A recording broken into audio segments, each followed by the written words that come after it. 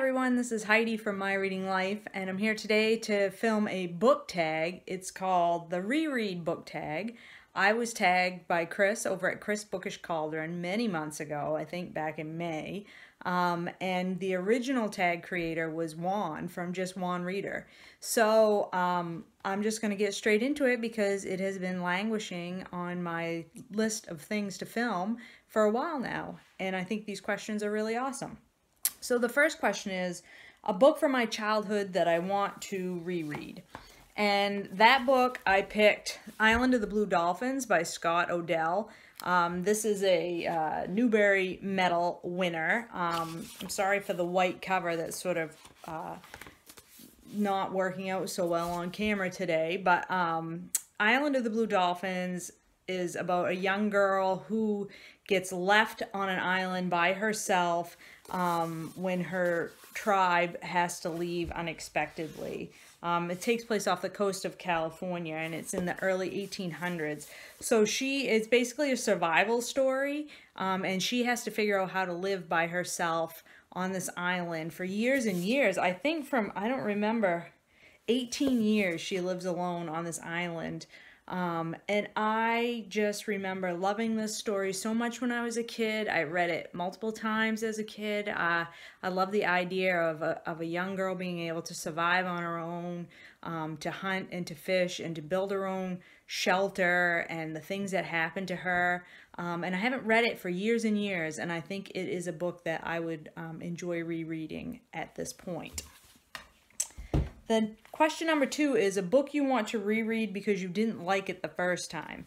And I'm cheating a little bit on this one, but not really. And the book I chose for this is The Immortal Life of Henrietta Lacks by Rebecca Skloot.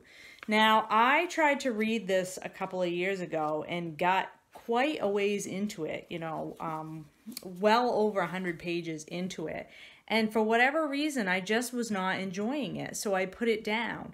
And this is the kind of book that generally I would say is firmly within my wheelhouse. It's nonfiction. It's a science-based book. This book tells the story of Henrietta Lacks, the person you see there on the cover, who was an African-American woman in early 1950s in the United States, and she gets ill and with, I believe, cervical cancer. But of course at the time they don't know what it is. She just knows that she's ill. She goes to the doctor, and some of her cervical cells are harvested, and then they are used in research without her knowledge or permission, and are the cells called HeLa cells that are used today in research and science. And her family was never adequately compensated, and didn't even know for many, many years that this woman's cells were being used in research. And I think this was even made into a movie at this point, maybe even with Oprah Winfrey, if I remember correctly. So this book is like right up my alley.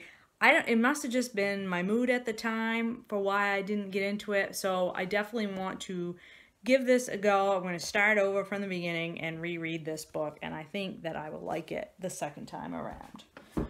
Question number 3 is a book you want to reread because you read it a long time ago. And that book is Here If You Need Me by Kate Braestrup. This is a memoir. Kate Braestrup is the chaplain of the Maine Warden Service.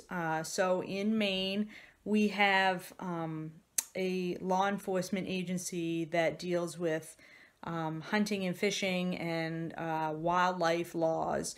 And that particular law enforcement group, Kate Braestrup, is their chaplain. But this story details how she got to be the Warden Service chaplain. She was a young bride married to a Maine state trooper, and her husband is killed when they're very early on in their marriage.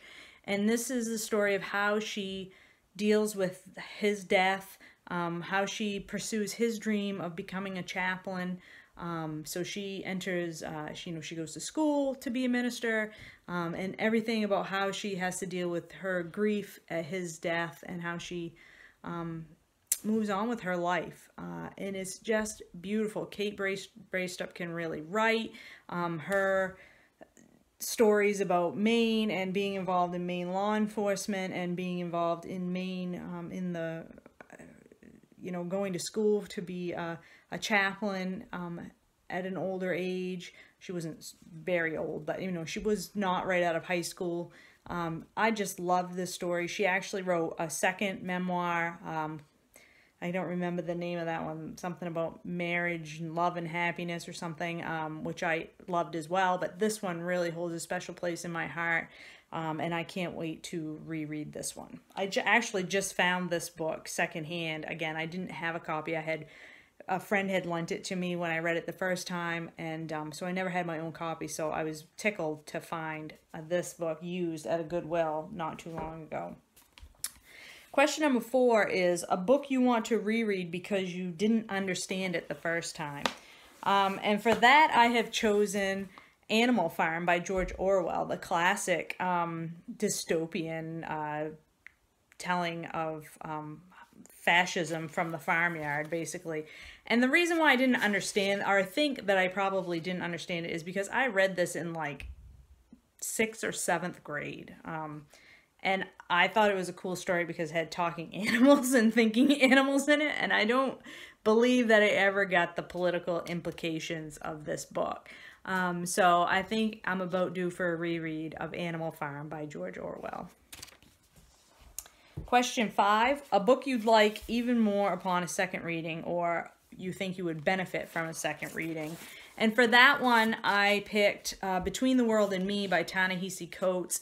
This is Ta-Nehisi Coates' letter to his young black son about being a black male in America. Ta-Nehisi Coates obviously is a political commentator, has been writing for The Atlantic magazine, although I believe he's leaving that position now.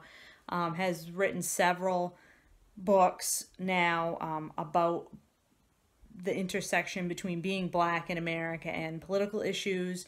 I really loved his We Were 8 Years in Power. I read Between the World and Me first, but this was a book that I think that anybody would benefit from a second reading of. I think it's one of those books that has such deep and profound thinking about political issues and social issues and racial issues in our country that anybody would benefit from a second or even a third or more reading of this book. So I do plan to get back to this at some point and reread it. And then lastly, question number 6, a book that you will read for the rest of your life. And no book about rereading for me is complete, or no discussion of rereading for me is complete without discussion of the Lord of the Rings trilogy by J.R.R. Tolkien. This is the ultimate reread book for me. I have reread this book multiple times since I first read it when I was 10 or 11 years old. I received the trilogy, not this particular copy, obviously. I received the Lord of the Rings trilogy for Christmas one year, and then promptly came down with a stomach bug of some kind and was laid up on the couch for a week or so and and read the entire trilogy from cover to cover, just losing myself. It's the first time I can remember just absolutely being lost in a world of a book and just being totally in Middle Earth. And I have reread that trilogy every few years since that time. I've listened to it on audio. I've reread the physical copies. I think the only way I haven't consumed this book thus far is on ebook, but I've watched the movies. I just love everything about the Lord of the Rings. It is really probably my first true love in terms of being totally immersed in a world and just not wanting to leave that world and come back to reality. So I will reread the Lord of the Rings for the rest of my life. So that is the Reread Book Tag, and thanks, Chris, for tagging me in it. I'm not going to tag anybody in particular since it's been so many months since I was first tagged, and I don't know for sure who's done this at this point. But please, if you have not done the Reread Book Tag and you think it's interesting, please do it and let me know down below if you do make a video, or if you just want to answer the questions down below in the comments, please do that. I think these are great questions. I'm always interested to hear what books people plan to reread or like to reread. I think rereading is something that I find really enjoyable and provides a lot of comfort to me, especially in times when I'm either sick or feeling really crappy.